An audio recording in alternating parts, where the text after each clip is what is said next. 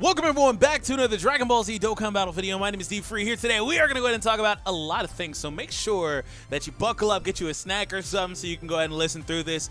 Anyways, hope you guys enjoyed today's video. Hit subscribe if you're new for more content. So you may be asking, like, D-Free, what are we talking about here today? I'm going to give you guys the full sequence of what we're going to do here. So we're going to go ahead and read this post. It came out last night. I was in the bed. I was too tired to read about it or do a video about it, but we're going to do it now. We're going to transition into the current campaign, some of the end dates for that stuff, give you guys an approximate to when this stuff should be coming out. Also, we're going to talk about some of the Extreme Z Awakens, things like that I think are going to happen, maybe events. And then lastly, surely but not least, we're going to talk about new characters and the way that I think they are going to enter into the game. Hope you guys enjoyed today's video. Subscribe if you're new, and let's go ahead and jump into this. So, just to go ahead and point this out in the very, very beginning, a few weeks ago, some of the data miners that are a lot of times very, very accurate did mention that Global and JP should be getting this stuff at the exact same time.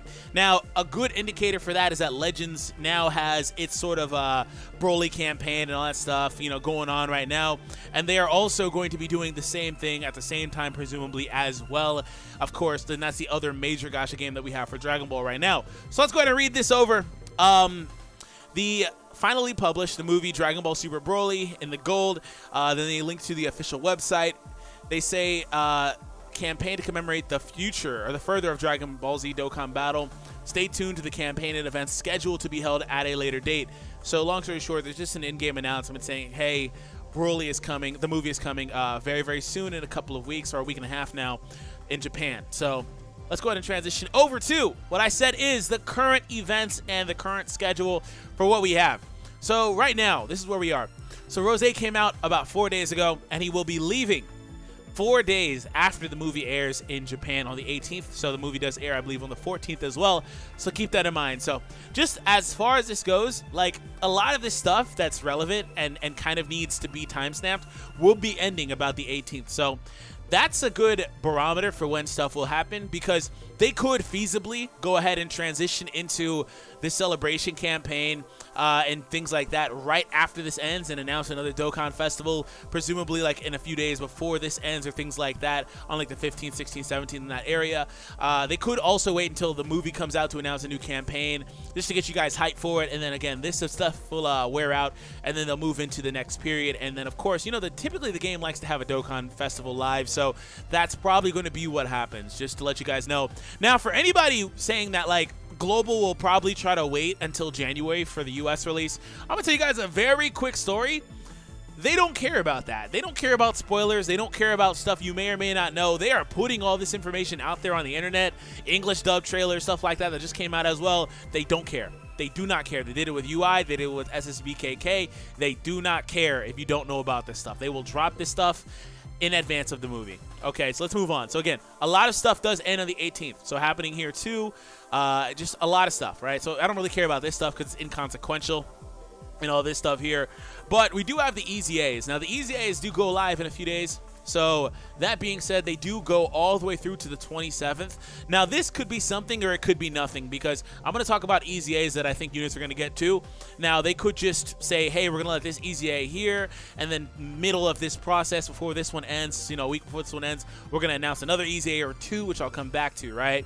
The World Tournament, inconsequential. The rest of the stuff, inconsequential.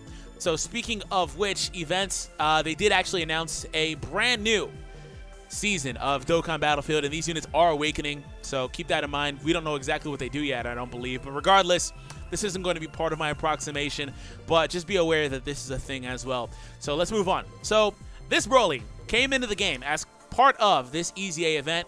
So he's an unreleased character. You just fought the character. Of course, here's his base form. You just fought the character, and you were awarded with all these different things on the right-hand side of the screen. So my estimation is that this unit is going to be an acquirable unit in-game, because why not, right?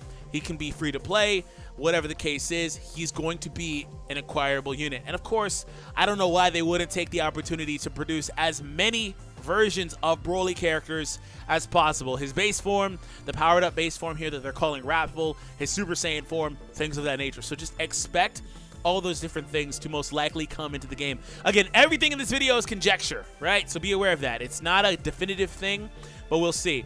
Now, speaking of EZAs, I 100% expect for this unit to EZA, right? They immediately announced Vegeta's, and then immediately after that announced Janemba's as well. We are just in a position where this guy should be next on the list.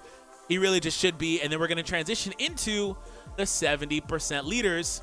And what better way than to kick us off with Broly as well. So I'm expecting maybe a month-long campaign to commemorate the movie or something like that. And these two units could potentially awaken in that time period as well. So stay tuned for that.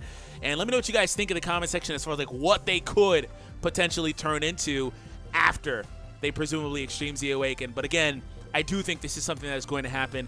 At least Gogeta. I think Gogeta at least has a very, very good chance of awakening during this period. So let's move on. Now, the next thing I want to talk about is some of the characters that I do think could make their way on one or two of these banners, right? And I'm going to talk about the whole banner situation in just a moment. But let's start off with Dragon Ball Super Broly. Of course, Legends did announce it, and this is the art for that character. If you want to check out this video, I covered on it in his announcement, and it'll be down below in the description because this is actually my thumbnail for that video. But again, he was announced in that game. But again, let's move on. So we have some of the Frieza Force characters. We have Goku and Vegeta as well. These are all things that I think have a honorable mention chance to be in the game, right? This is some Dragon Ball Super card game arts, which I'll actually be using for a few of these slides here, just to kind of show you guys an example. But again, there could be a new Vegeta, a new Goku, a new Chilai, or however you pronounce her name, and whatever the guy's name is on the left. That being said, honorable mentions also do extend to characters like Bardock, Gine, other characters that are on that part of the story as well if they want to produce those characters. But just keep in mind something, that this could be a thing where now that the movie's out, this guy could get his own Dokkan Festival. Whoever else could get their own Dokkan Festival, or just units in general. They could produce a usable Dodoria and Zarbon SSR, things like that, right? So just keep that in mind as far as like potential in the future. It doesn't have to be immediately during this campaign.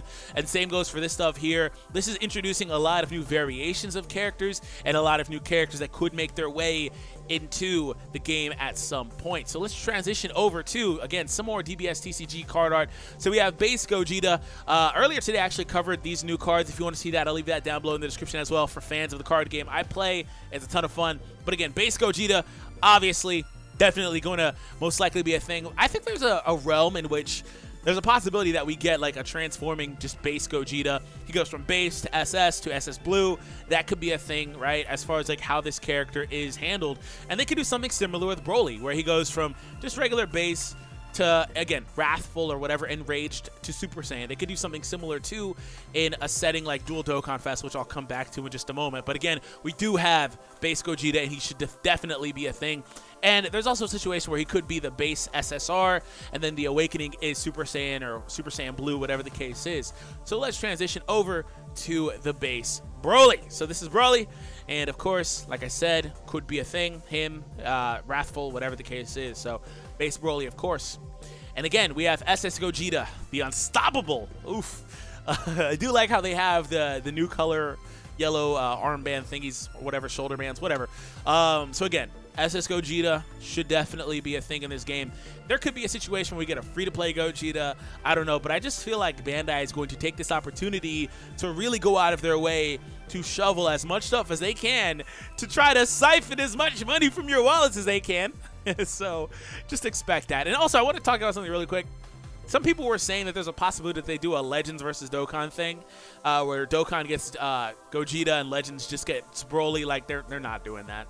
I mean, it's possible. I don't think so. I'm pretty sure they're not going to do that. Just both games are just going to get both. And of course, a lot of what I'm talking about here too does apply to Legends too. I'm not going to do an individual video for Legends though, but if you are watching this, this does apply to that information as well. So again, SS Broly here, the awakened threat. So just a lot of different situational things they can do with these characters, right? So another thing I do want to take a look at is, of course, Blue Gogeta. we know that they are. I think it would be a huge missed opportunity if they miss out on base or Super Saiyan, but I don't think at all they will take the opportunity and will not take the opportunity, excuse me, to bring in this character. He will definitely get a card. I don't know why he wouldn't. He will definitely get a card. Maybe they do something like LR Gogeta and Vegito, where they make him just a transform card, and they have Goku and Vegeta in their, you know, SAB coats and stuff like that, and they just fight that way, and then they transform later on. I don't know, but again, this guy is gonna definitely be here. I don't know why he wouldn't, right? So, on the vein of the Dual Dokkan festivals, right?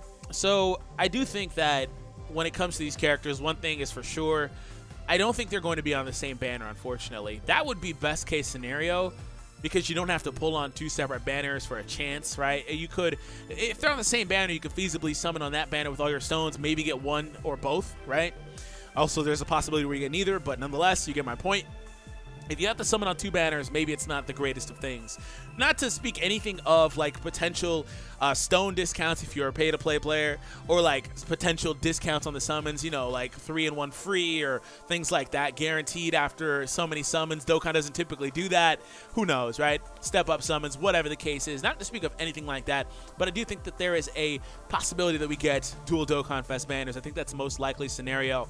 Now, how would that lay out? So without spoiling anything as far as like the plot goes, like as far as like what they talk about, what happens in the movie, there's a potential situation where you know, Broly could be on either of these banners. I don't know what they're going to do with that, but presumably he will be on an extreme type banner if they do extreme versus super type Dokkan festivals, right? Now, I don't think that will be the case, because that will be the 3rd extreme versus 3rd, 4th, I don't know. Anyways, at least the 3rd extreme versus super type Dokkan festival. I think it's more along the lines of something like this, where we transition over to these banners, and I think these are the better example just because of the unit bleed over. So we take a look at the featured units. We have these new Goku and Vegeta units that are on these banners, 2 Gokus, 2 Vegetas base formed, and then well, Kaioken technically, and then of course the SS2 variants, and well, technically Majin, but SS2. And then we take a look here.